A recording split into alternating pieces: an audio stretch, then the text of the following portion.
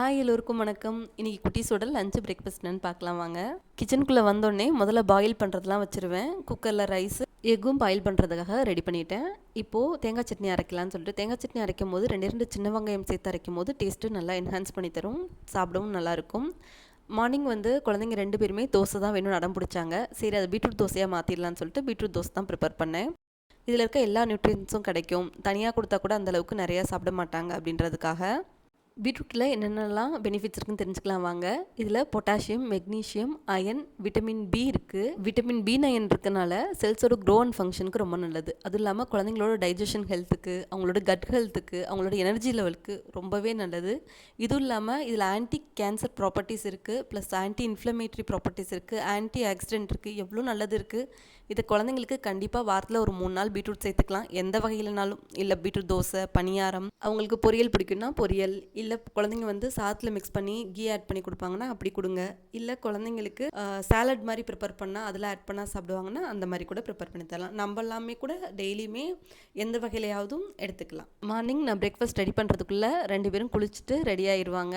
அவங்களுக்கு தேவையானது எல்லாமே எடுத்து வச்சுருவேன். அவங்களே ரெடி ஆயிடுவாங்க. சின்ன பாப்பா மட்டும் எனக்கு மினி தோசை வேணும், அது மட்டும் 2-3 ஊற்றி கொடுங்க அப்படின்னு சொன்னால் அவளுக்காக தனியாக நாடு சக்கரை போட்டு ஊற்றினேன். தனிஷ்கா சட்னி வச்சுட்டு சாப்பிட்றத பார்த்துட்டு சின்ன பாப்பாவும் எனக்கும் இதே கொடுத்துருங்க அப்படின்னு கேட்டாங்க.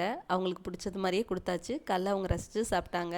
குழந்தைங்களோட பிரேக்ஃபாஸ்ட் மட்டும் காலைல ஸ்கிப் பண்ணாமல் பார்த்துக்கோங்க. அவங்களுக்கு பிடிச்சதாகவும் ஹெல்த்தியாகவும் செஞ்சு கொடுங்க. கண்டிப்பாக அவங்களே எடுத்து ஃபீட் பண்ணிக்கிற மாதிரி பார்த்துக்கோங்க. அப்போ தான் அவங்களுக்கு ஃபில்லிங்காக இருக்கும். ஸ்கூலில் சொல்லித்தரதும் மெமரைஸ் ஆகும். இப்போது லஞ்சுக்கு ஒயிட் சன்னா வச்சு ஒரு ரைஸ் தான் ப்ரிப்பேர் பண்ண போகிறோம்.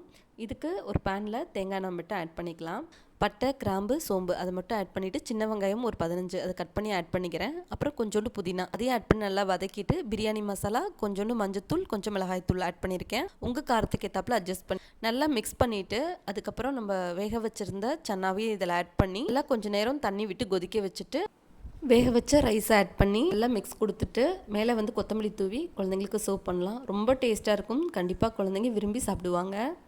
இந்த ஒயிட் சன்னால ப்ரோட்டீன் ப்ளஸ் அயன் இருக்குது. ஸோ குழந்தைங்க ஹெல்த்துக்கு ரொம்பவே நல்லது. குழந்தைங்களோட ஈவினிங் ஸ்நாக்ஸ் கூட சன்னாவை பாயில் பண்ணி இந்த மாதிரி ரைஸ் ரிமைனிங் இருந்துச்சுன்னா நம்ம கிளறி கொடுக்கலாம். குழந்தைங்களுக்கு ஈவினிங் ஸ்நாக்ஸாக கூட சாப்பிடுவாங்க. இல்லை சாலடாக ப்ரிப்பேர் பண்ணி தரலாம். பாயில்டு சன்னா இருந்துச்சுன்னா அதுலேயே நம்ம ஆனியன், டொமேட்டோ, கொஞ்சம் லெமன் ஜூஸு, பெப்பர் ஆட் பண்ணி குழந்தைங்களுக்கு ஈவினிங் ஸ்நாக்ஸாக கொடுக்கலாம். ரொம்ப ஹெல்த்தி. குட்டி பாப்பா காலைல ஒரே அழுக, நான் பின்னாடி தான் அக்கா பின்னாடி தான் உட்காருவேன், பைக்கில் முன்னாடி உட்கார மாட்டேன்னு. அது சேஃப் கிடையாது, முன்னாடியே உட்காருன்னு சொல்லி என் ஹஸ்பண்ட் எப்படியோ பிடிச்சி உட்கார வச்சு கூப்பிட்டு போயிட்டாங்க. பாப்பாவோட ஸ்நாக்ஸ்க்கு கடலை மிட்டாயும் அச்சு முறுக்கும் தான் கொடுத்து விட்டுருந்தேன். இந்த வீடியோ உங்களுக்கு பிடிச்சிருக்குன்னா மட்டும் லைக் பண்ணி சேனலை ஃபாலோ பண்ணிக்கோங்க.